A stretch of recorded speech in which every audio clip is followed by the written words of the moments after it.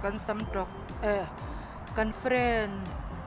tiak ani a he achi hi thama na pot me ka boina hianin wandanga hun kam tuma khwa wat deuh le ka pangin lukhum lum ne in thuam ani hi ngau hi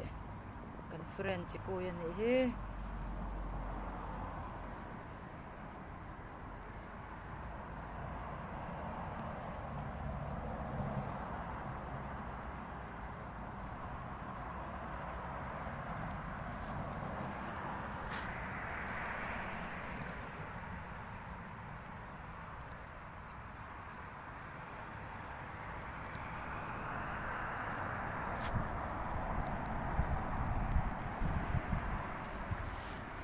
into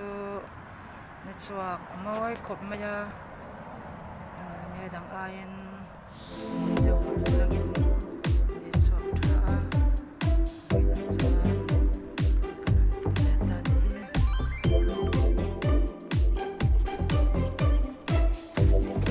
ole hey sei thua male ma an khoda friend kun chi ani kan tem tu tu na khani le chun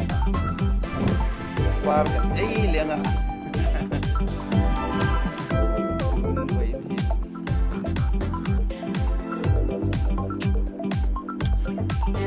chun so pani anin ka sia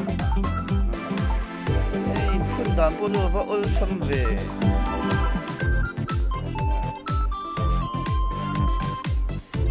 kan ali akin kal mai ni mo mong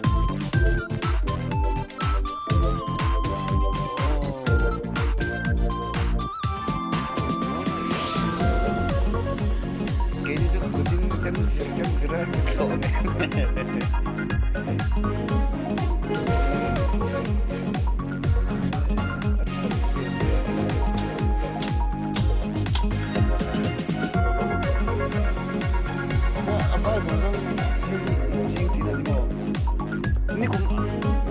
Này mình đi trái được lắm mà.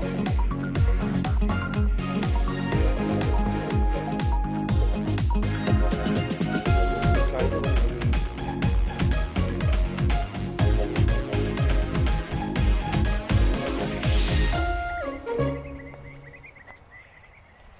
Phun đàn cho môi tất anh nhé. Kan huan pakata mi chu la ka lo hun ve de an lo pam vul chu ka hen moi khop me ni ko la thoya chu e pe na ni ko khop me la moi khop me an pa phut me an na po hi par vul chu me no khop me